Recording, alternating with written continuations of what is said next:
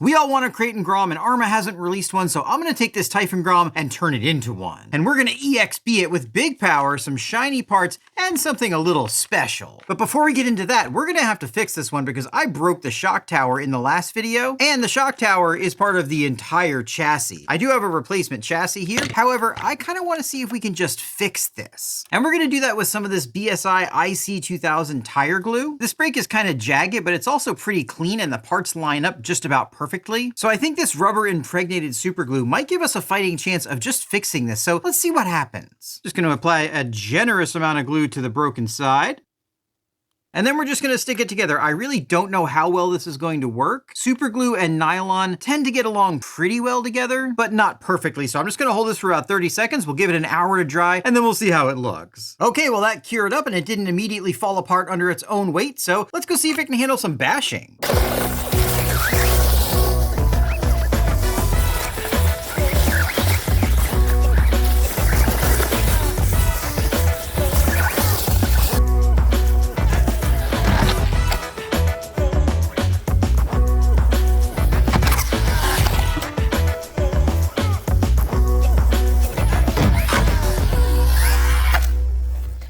No, it can't. And that's not a huge surprise. I really wasn't expecting super glue to work. You could probably epoxy this. There's a bunch of holes you could fill with epoxy, and that might work. But fortunately, you can get a full replacement chassis for one of these for like 12 bucks. So let's just get everything swapped out. I chose the Typhon for this Kraton Grom project primarily for its chassis shape. The Mojave has a longer chassis, but it's also not really shaped for a truggy body. And the body I have in mind probably wouldn't have fit well on it. Plus, this is the BLX version of the Typhon Grom, and I really, really like it. If you haven't tried the Proline Badland Grom tires, they're pretty nice and also pretty inexpensive. They have two different sizes, and these turn the Typhon into a bit more of a truggy than a buggy. Of course, in this case, we're gonna be trying to go full truggy. How successful that's gonna be is something we're gonna have to find out together. Obviously, we're gonna have to completely strip this car down. That's pretty easy because this Grom platform's very easy to work on. If you watched my last Mini Maxx video, you'll know that it is a pretty complex platform, and a complete teardown on it would be a lot harder than this. Of course, it also has separate upper bulkheads, so we wouldn't be replacing the entire chassis just for a broken shock tower. Again, though, this thing is going to come apart really fast, and some of these parts, like this differential cover, are going to be getting upgraded. I've been asked a couple times what these pliers are. These are Knipex pliers wrench. They've got smooth jaws, have a ton of adjustment, and work really, really well. They're not cheap, but they are a great tool. And they're made in Germany. Next thing we need to do is get this center plate out of here. Let's go ahead and pull the electronics before we do that, though. Some of the electronics, like this Mamba Micro X2, are going in the new car, but some of them, like this stock motor, are not. This central spine is a great design. It adds a ton of strength to the chassis and gives you access to a lot of the parts, though it can be a little bit of a pain to remove sometimes as it's very tight. With that removed, we should be able to pull the two pins for the steering, split the steering rack. One of the few fasteners that's actually special here. Most of them are 1 or 2 sizes, and they'll fit just about everywhere. And then the whole front end is free. We can also pull the center drive shaft out, which removes the front and rear pinions with it. And believe it or not, we're almost done stripping this thing down. Now we just need to yank this rear differential out of here. A couple more pins. That pulls the rear suspension off. And now the rear wing. This wing is one of the other reasons why I really wanted to use this platform. I'm hoping it's gonna fit with the body I have in mind. And finally, we need to pull the cooling fan and the servo out. And with that, that's the entire Typhon Grom completely stripped down. That entire process took me about 10 minutes, and that was with recording. Without recording, with power tools, you could probably do it in half that. That is amazing simplicity. Now it's out with the busted Typhon Grom BLX chassis and in with the new Kraton Grom EXB chassis. A great place to start will be the rear end. By the way, I got this thing from Jenny's RC. If you're new to the hobby, or maybe you've just been living under a rock, they buy cars, tear them apart, and then sell the parts for like half price. It's a really good deal. First upgrade we're going to install these red aluminum differential covers. Are they necessary? No, but the 1/8 scale EXB has red bulkheads, so this is as close as we can get. Almost forgot I need to install the rear upper arms first. These are just some cheapy covers I got on Amazon, but they fit decently and they certainly look EXB. And we'll go ahead and put the lower arms on. Don't forget your dog bones. I've done that a million times. Because this is based on the BLX version, we do have all of those awesome brushless ready upgrades already installed on it, so we don't really have to worry about any of that. Though we are going to be putting some pretty serious power to this thing. If you're looking to buy your first Mini or even your first RC car, and you find the idea of working on these things intimidating, I can't recommend one of these Groms enough. Obviously, they do have a lot of parts to them, but most of the parts are larger than you would see on other cars of this size, and they're just really user-friendly to work on. I know I might sound like I'm fanboying for the Arrma Groms, and yeah, a little bit I am. They did a really, really good job on these things, and they are probably the best mini platform you can get right now. And there we go, the Kraton Grom EXP back end is done. Let's see if the front cover fits. I saw a few negative reviews saying that the front cover didn't fit, but these do look the same to me, so let's get it installed. And this install is going to be basically exactly the same as the rear with just a few differences. And again, we've got the full metal CVDs here already, so this thing is good to go for the brushless power we're going to be putting to it, though that brushless power will be a lot more than what comes on this thing stock. All right, let's see if this cover fits as well. Ooh, the answer is not quite. Looks like we're gonna have to do a little bit of trimming right here in the middle. Hang on a minute. Okay, I ended up having to tune it up quite a bit with a file, which isn't ideal, but it's on there and it looks like it's gonna work. Let's never speak of this again. Just gotta get these bottom arms in, make sure again, you don't forget to put your CVDs in because you'll be taking it apart again if you do. And then we can put this front on. I'm only gonna put this on with one screw for now just to hold it in place because I have something special going on the front as well. It looks like everything up here is gonna line up just fine. We don't need this piece because it's not a buggy anymore. All right, well, she's just about a slider. Let's talk about the electronics that are gonna go in here. Or maybe we should take a look at the body. No, you're right. Let's focus on the electronics for now. We're gonna be using this Castle 1010 4400 kV motor. In this chassis, there's actually quite a bit of modification you need to do in order to use it. We need to get rid of this brace right here as well as this screw boss. The easiest way to do this is with a pair of flush cutters. All you have to do is just start nipping pieces of this brace out, and it'll usually break off pretty flush. Watch out though, the pieces can go flying. You don't actually have to take every bit of it out. This part right here is fine, as it won't interfere with the motor. This boss, however, will, so we need to cut that off as well.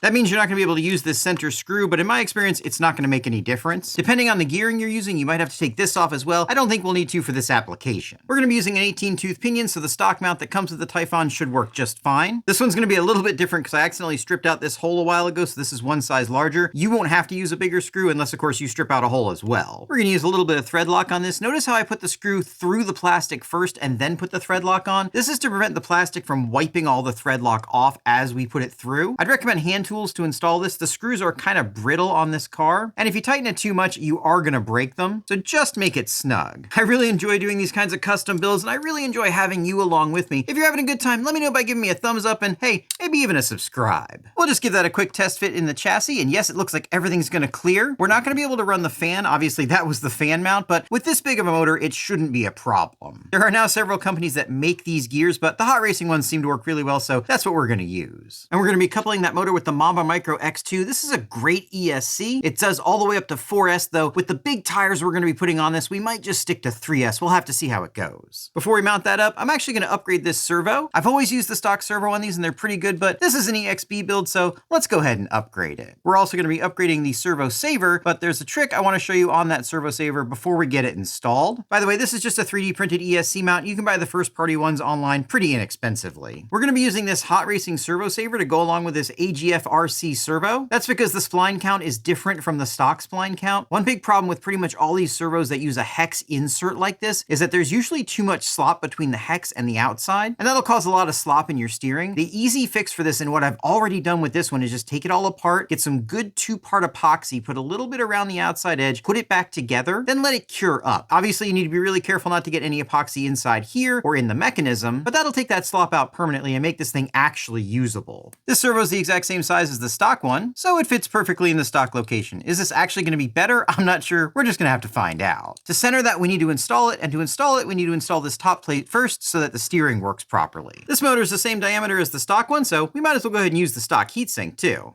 Okay, yeah, something I forgot is that we also need to trim the boss on the top plate. As you can see, it's holding the motor at an angle, and that's no good. Again, though, it's just a matter of taking your flush cutters and nipping it off.